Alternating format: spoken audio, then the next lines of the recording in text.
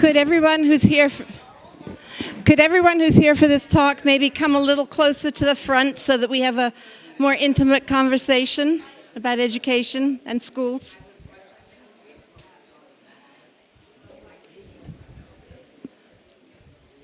And if you are still here from the last presentation, let me kindly ask you to say bye.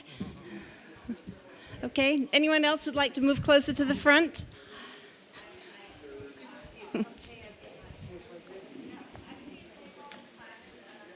Oh, good, much better.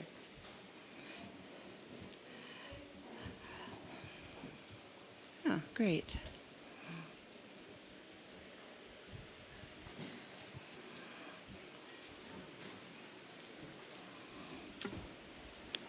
So it's probably a little late in the event to say welcome to the Martha's Vineyard Book Festival, but that's part of what I'm doing. So welcome once again to the Book Festival.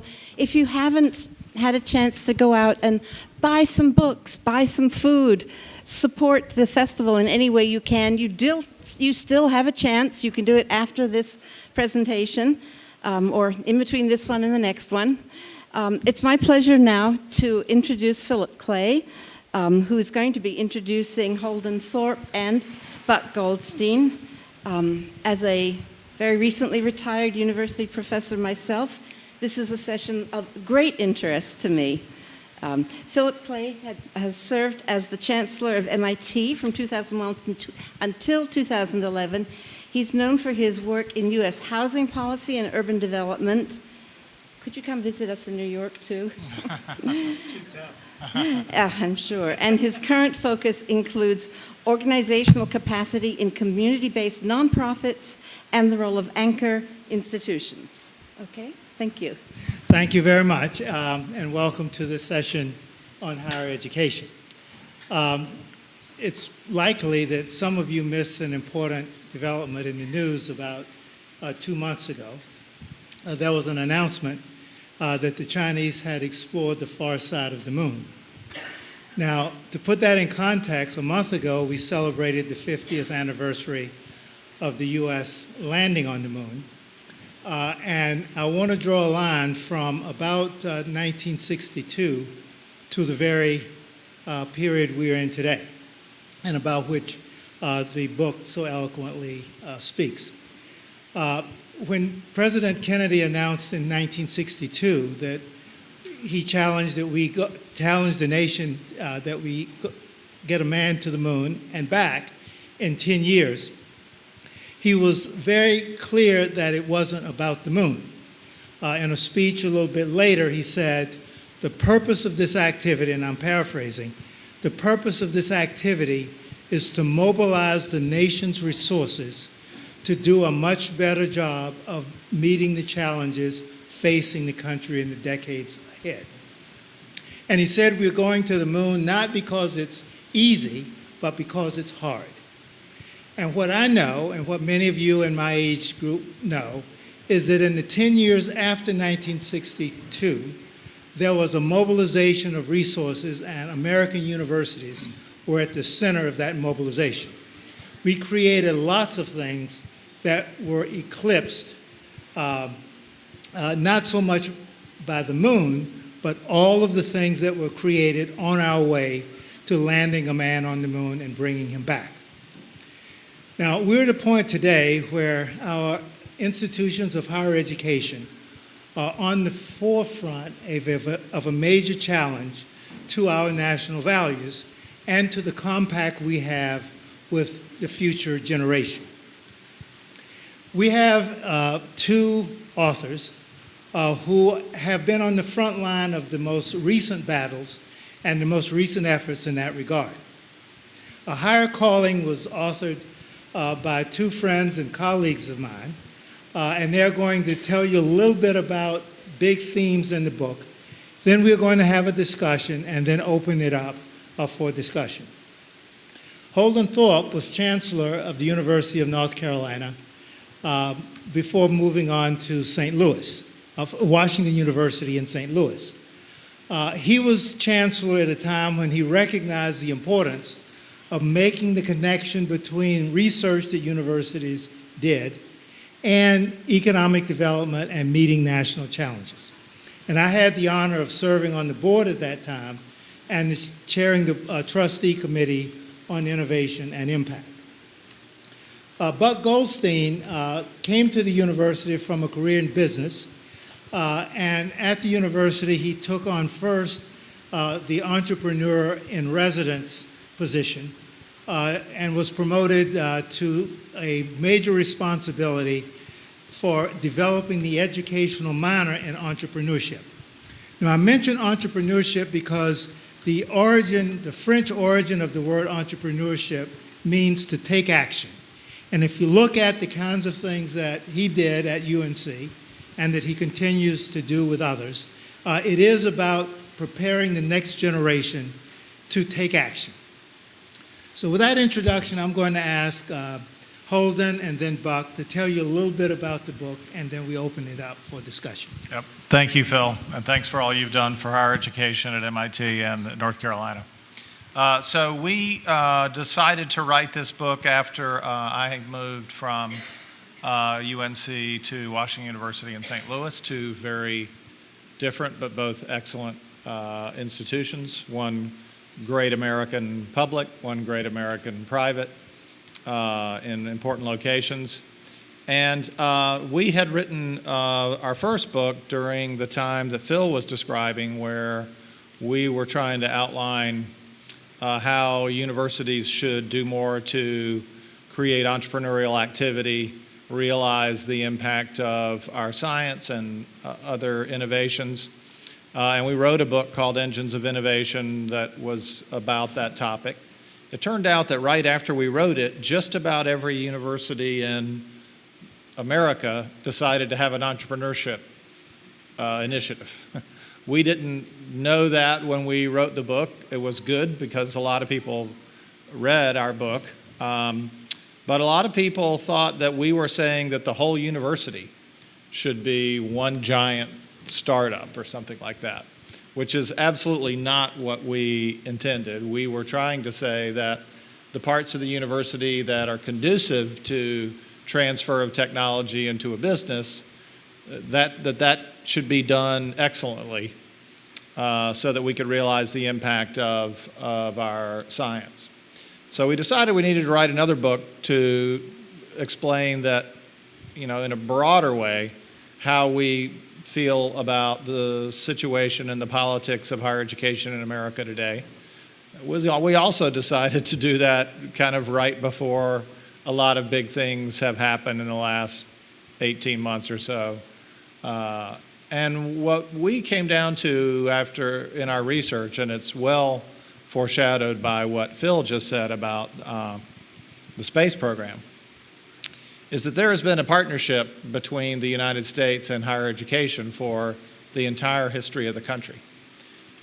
Since we're in Massachusetts, it's probably worth pointing out that when the Massachusetts Bay Colony decided to charter Harvard, it wasn't because the citizens of the Massachusetts Bay Colony wanted enlightened thinkers and to teach critical theory and critical thinking and the habits of mind of the liberal arts. It was for a very practical purpose, which was to get clergy to minister to the citizens of the Massachusetts Bay Colony, and perhaps much more sinisterly, to try to convert Native Americans to Christianity. And a lot of American academics now like to romanticize this early day and saying, we didn't have what they call an instrumentalist university then. But of course, Harvard had an instrumental purpose, 500 years ago. And that it's always been the case that America has expected something in return for higher education. And as Phil's pointing out, the period between 1945 and the mid-1960s was a time when federally funded science was born, and that's when the federal government decided to make huge investments in American universities. And it was also in exchange for several things that the great Vannevar Bush outlined in a paper of his. And his main arguments for why the federal government should fund science in universities were the war on disease, science in the national interest, which was really about defense technology, and science that would produce economic activity. Now, if you read his paper, it also says we should have academic freedom and we should have research in the social sciences and humanities. But his proposal, and this is where this partnership thing is quite important, was that there was a partnership. We debated whether to call it a bargain. It was a bargain, but we decided calling it a bargain in the book would not engender everybody we wanted to read to feel good about what we were writing. But there was an exchange even then. And so there's a debate that happens in higher education where there are people in the faculty who want the university to have these pure purposes. And it has this implication that somehow in the past we had that and we've somehow lost that recently. I'm happy with my faculty colleagues arguing that we should have a less instrumental purpose for the university. But what I don't like them doing is saying that, we just invented this neoliberal instrumental university in the last 20 years or so, because the history is very clear that that's not the case. And so a lot of the breakdown in trust and in the politics in higher education, we believe, comes from the fact that people don't understand the history and the partnership that has always existed between America and its colleges and universities. Great. So I want to briefly talk to you about a couple, to give you a little context, at least the way we see it, and then begin the conversation. Let me pause for a minute. How many people in the audience have some connection, one way or another, to a college or university? Right. We kind of guessed that. So how many of you have some feelings and thoughts about higher education right now? Yeah, we kind of guessed that too. So, and we're counting on it. So I'll give you a little more context in terms of how we see things, and then we want the majority of this to be more like a town meeting, because we learn so much every time I go on the road and begin engaging people on these critical issues, and we kind of have an idea what some of them may be, but there are three things that we think are driving the crisis in higher education right now, and frankly, it is a crisis. The public has a low opinion, and it goes around party lines. Republicans, over 60%, think have a low opinion of higher ed and feel like it's basically converting students to become Democrats and vote against the Republican Party. And that number keeps going up. People keep asking, is it worth it? The student debt, all the things that you know about. Three things are driving it. The first is demographics. So you think about the average college student. Think just for a minute. The average college student. How old do you think that person is? Average college student. Just thoughts. 19? 22. Any other thoughts? 26. 25. 25. The average age of the current college student is 25 and getting older, because a lot of people are going back to school and don't finish. Now, how about, what percent do you think work, at least part-time or full-time? Say it louder. 50. Right. Closer to 75. Right. Many of the, what percent do you think are married?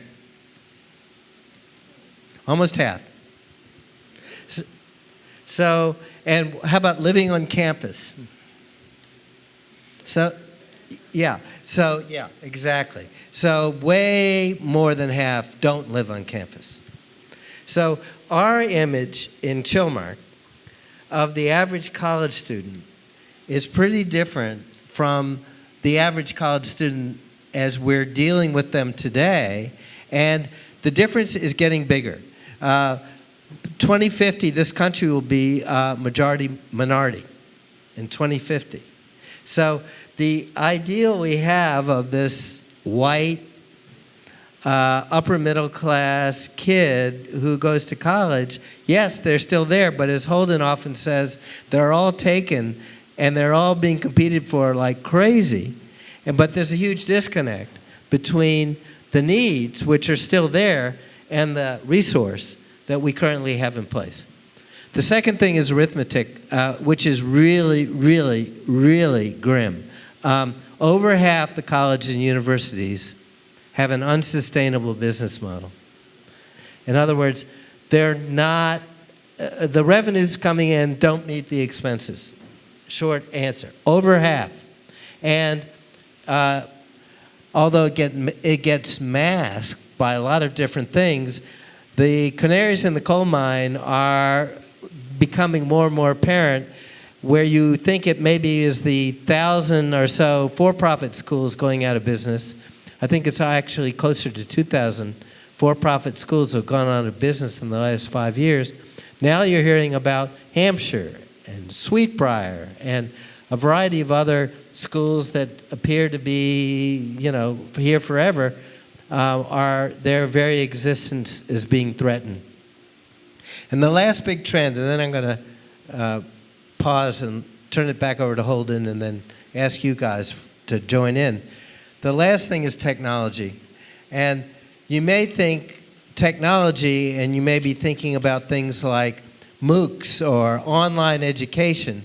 But what technology's done is something much, much, much more profound.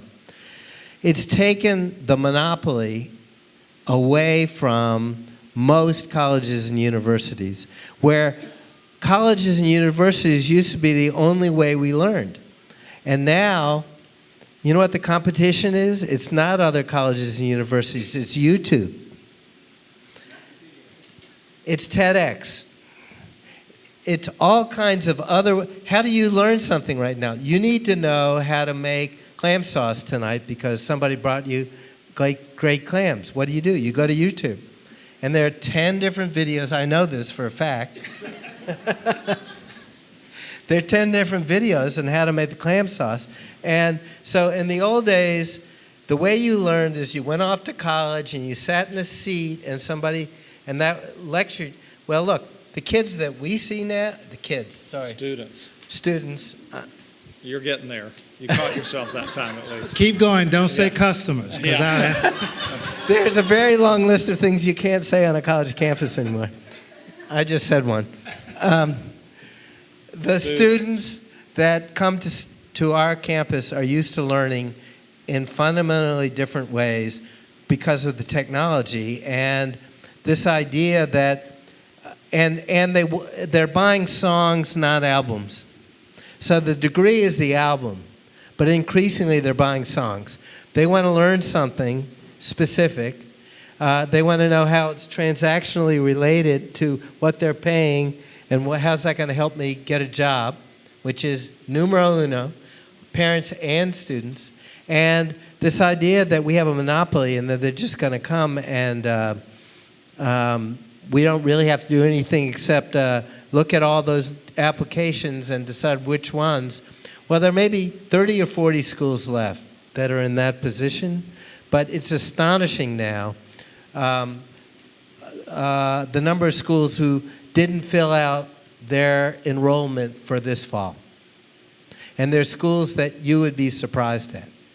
A school like Bucknell didn't make enrollment this year. So all those things, demographics, arithmetic, and technology are all interacting in a really powerful way to challenge this model of the university and the idea of the university. And that's kind of what's at stake. Mm-hmm. Great. Yeah. Phil? Yeah. So thanks. Let me just ask each of you to very quickly give us a list of the broken connections, promises, traditions, contracts, etc. Because In the book, you make a big point of we don't have the same understanding, and young people don't have the same understanding of what higher education is compared to the past. Yeah, so the way I like to think about this is, and I'm certainly was guilty of this early in my administrative career before I figured out kind of the thoughts that led us to write this book. College administrators, and I don't just mean the ones we have now, I mean for the last 50 years or maybe even more, have been telling multiple stories to multiple audiences. Most importantly, we go to the legislative building or to our board meeting and we say, oh, our students are getting jobs, we're starting companies that are driving the economy, we're doing research that's making people healthier, and we're here and we're doing a lot for our city or our state. Then we go to the faculty meeting and we say, don't worry everybody, we got you covered. We love tenure, we love academic freedom, we love shared governance, we're going to protect your ability to do all the things that you do. But we haven't told the faculty, I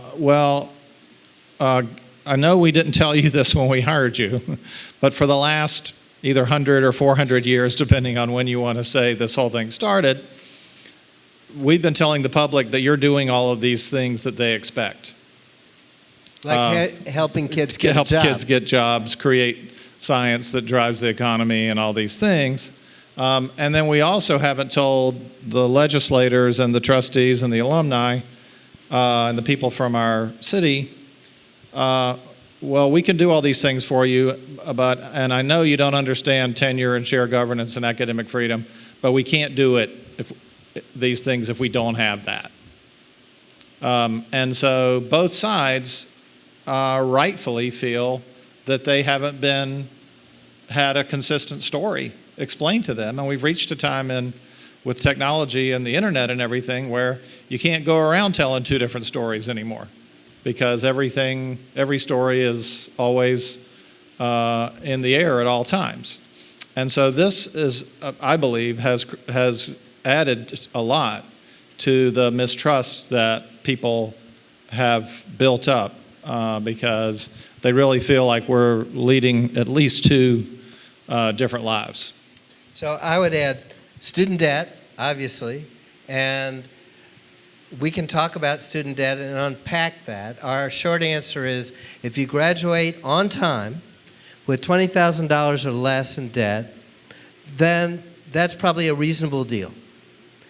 However, if you go to school and don't graduate, it's worse than not going at all.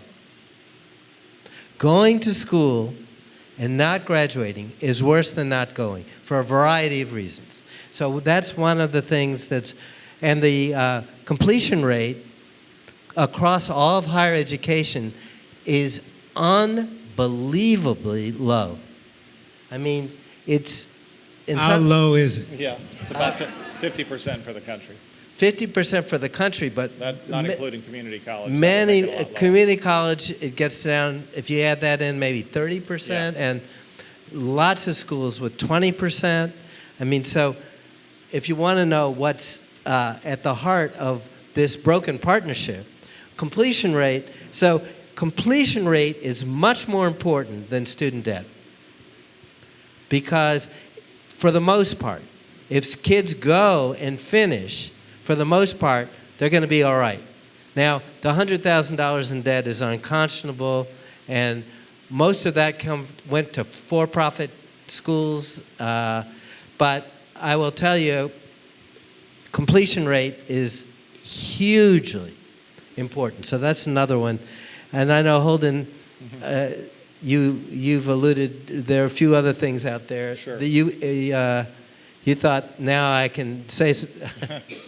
You have anything else you want to say? No, I think you're right about certainly about completion rate, and that's a big debate really in higher education today. There are scholars who feel that being in a college classroom for any time at all is a valuable experience, and trying to put a price on it basically by saying, it's not that the ethereal higher nature of that can't be instrumentalized. I get that, but if you look at the data, the students without a degree are causing a lot of the churn that we're seeing. I would also add this admission scandal is awful, and it undermines everything that we believe about higher ed, and it plays to a narrative which is money can buy anything, and my guess is that what we've seen is the tip of the iceberg. We have a whole new term now called side door sports, which is that you get into school with one of these minor sports that no one's ever heard of, and then you find out there's some really distinguished small liberal arts colleges in New England where half the students are intercollegiate athletes, 50% or more, which means that 50% get admitted in part by some coach who gets them in, and then you wonder why all these high school kids have coaches and their parents are pushing them to be great squash players or handball players or volleyball players or polo players. And the idea that admissions is fair and that somehow the SAT has made this whole thing fair has now been totally exploded. And no one who's paying attention thinks it's fair anymore. That's really, really damaging to higher education.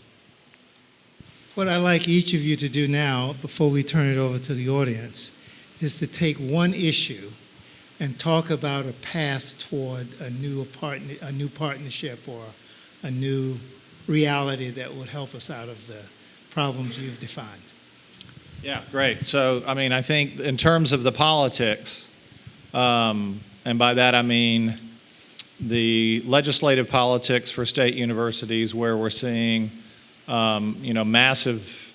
We saw a lot of defunding that began in the 1980s. Now it's going on a massive scale. We just saw the University of Alaska cut 40% of the state funding to the University of Alaska. It's unknown what's going to happen there. I think there the breakdown is what I said earlier, which is that we're making too many promises we can't keep to the politicians, and we're not leveling with the inside about the challenges that we have, because administrators are paternalistic almost by definition.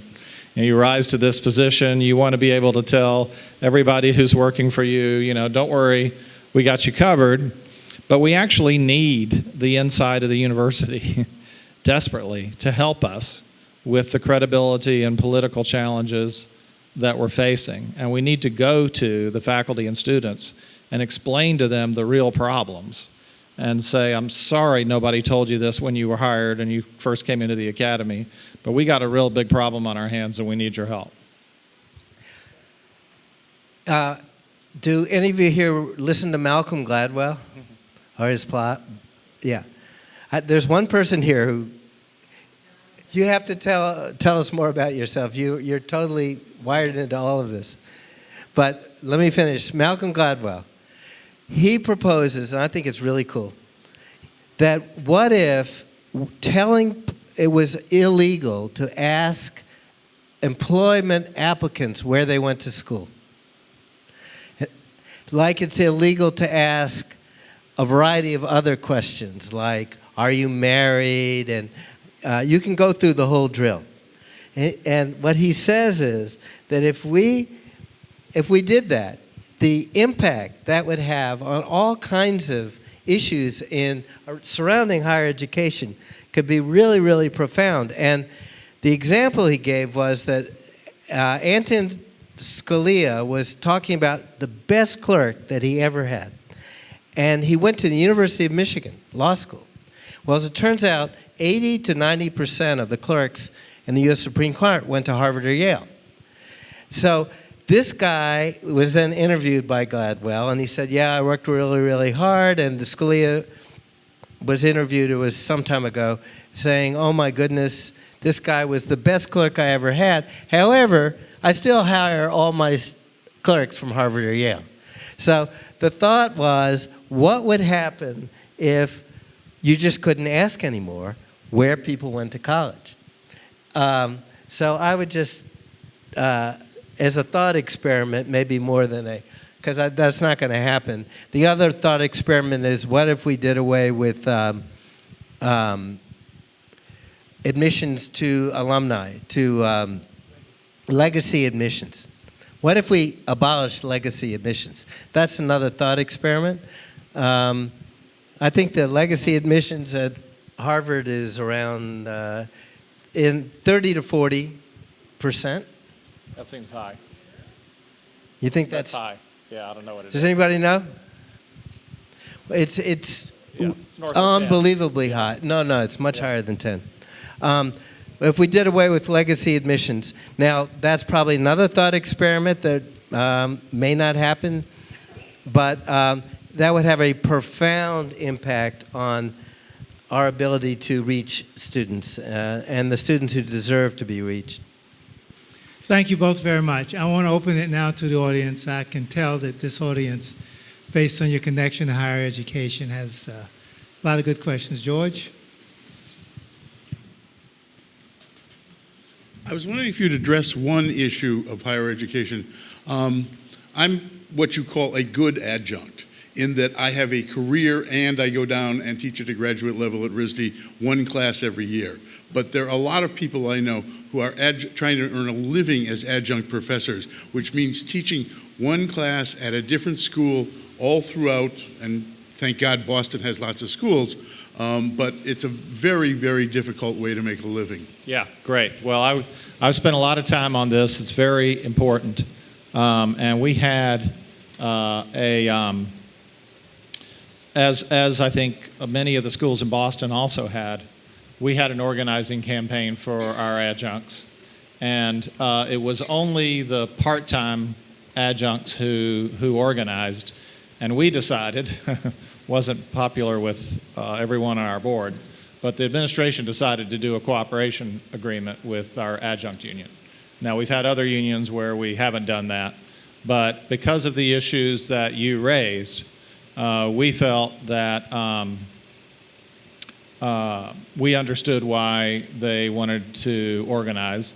They did manage to get a contract where the minimum course fee went up, and they got some other things that would be typical in a union contract. So, I think there's attention paid to this, and I think things are gradually getting better for the adjuncts that you're describing. But the existence of the problem is a readout of a number of breakdowns throughout higher education. Most importantly, and I left my position as provost a month ago, so I can say this with abandon now. I said it when I was in my job anyway, but the faculty kind of cringed whenever I said it. We're training way too many PhDs in this country. There's just no two ways about that. On the biomedical side, we don't have enough jobs for the people who get PhDs. And in the humanities and social sciences, where a lot of the adjuncts that you're talking about are coming from, we're drawing them into graduate programs without being transparent with them about what their prospects are on the other side. And that is, in my opinion, a moral failure that higher education has engaged in. It has gotten better the last 4 or 5 years, as there are a bunch of us provosts who agreed with what I was saying. There are now coalitions to disclose placement rates for PhDs across lots of different programs. And at WashU, we put all the placement rates for our PhD programs online, and we share them with students when they're being oriented. But the adjunct crisis is really a readout of, again, it comes from this not explaining how higher education works to the faculty.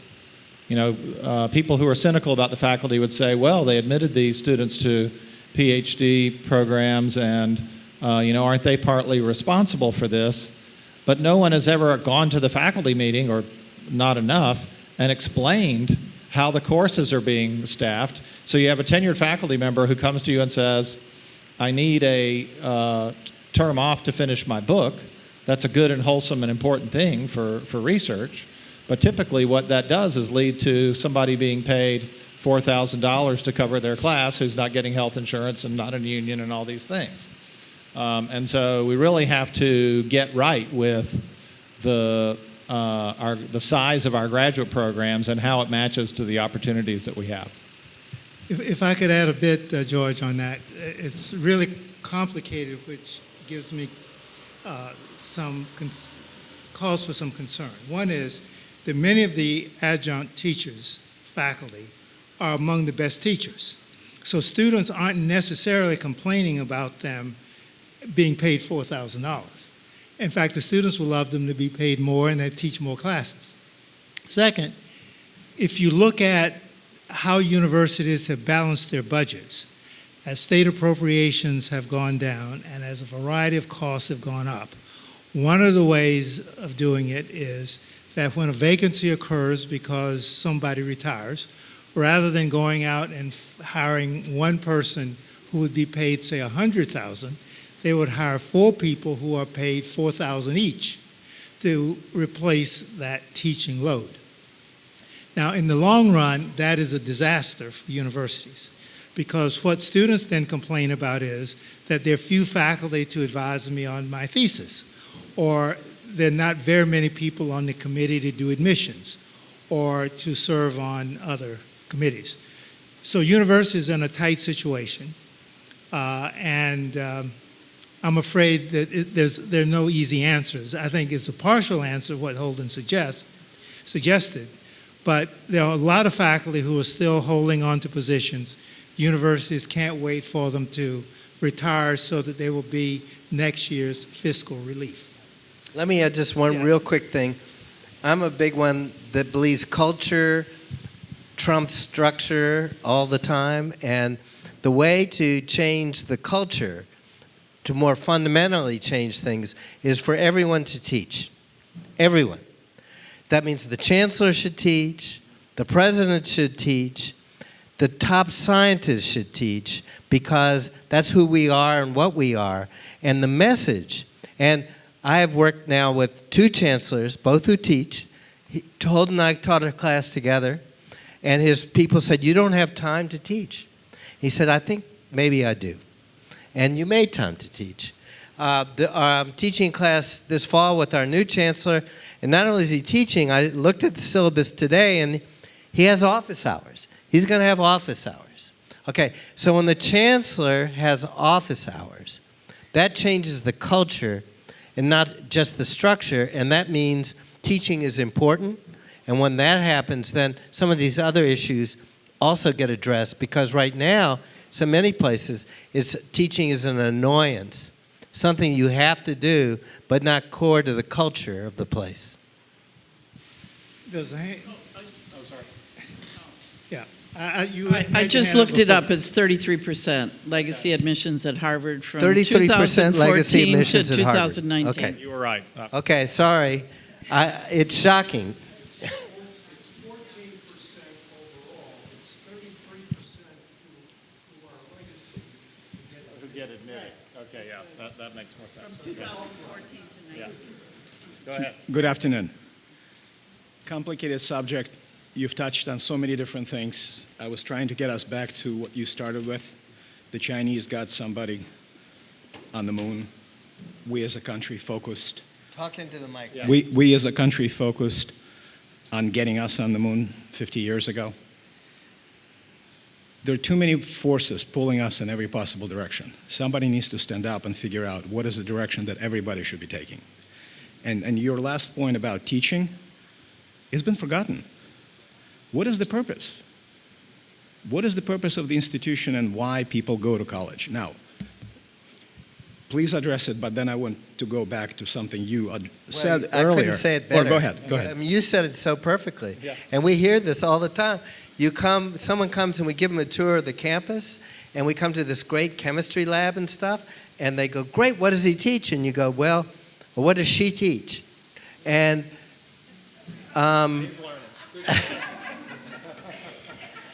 and we say, well, she doesn't teach. And they go, what? What do you mean she doesn't teach? And they're totally shocked. And that's the damn problem. And that's why the partnership is broken, because the public, that's what they're expecting us to do. And Holden said, we've been doing it since Harvard was started. That was why it got started. And now, I mean, candidly, at research universities, and we have people in the back of the room who've been on the board of a research university, teaching is like parking or something. I mean, it's a necessarily annoyance that you have to do in order to cure cancer. Well, let me just be fair to some of the professors in research universities. Many of them do teach. Yes. And if you're teaching science or if you're teaching architecture, part of what you do is you take students into the lab and teach them the science, the methods, the applications. You give them projects, and it doesn't look like teaching, but I can assure you it's teaching. Thank you for that corrective. I have 3 boys, 28, 26, and 22, all went through college. So we traveled and visited many institutions. The amount of money that's been spent on food, entertainment, and sports is insane. Somebody needs to stand up and remind the institutions are not for that. You go to school to study, and I'm an engineer by training and businessman by profession. It's insane. Entertainment. It's completely upside down. There was a period of time when the world looked to the United States for all sorts of things, including education. And you all know this, how many people have come in, got their education, and stayed in this country. They're now going back. And some of them not even coming here. And I did not realize that the Chinese got somebody on the moon. Thank you for bringing it up, but I hope someone somewhere starts asking the most fundamental questions of it all. Why are we doing this? Who is this for? And what are we trying to achieve? The issue with the Chinese going to the backside of the moon, other side of the moon, is not about the moon. It's about the fact that they have mobilized an enterprise and an infrastructure that is competitive with the best in the world.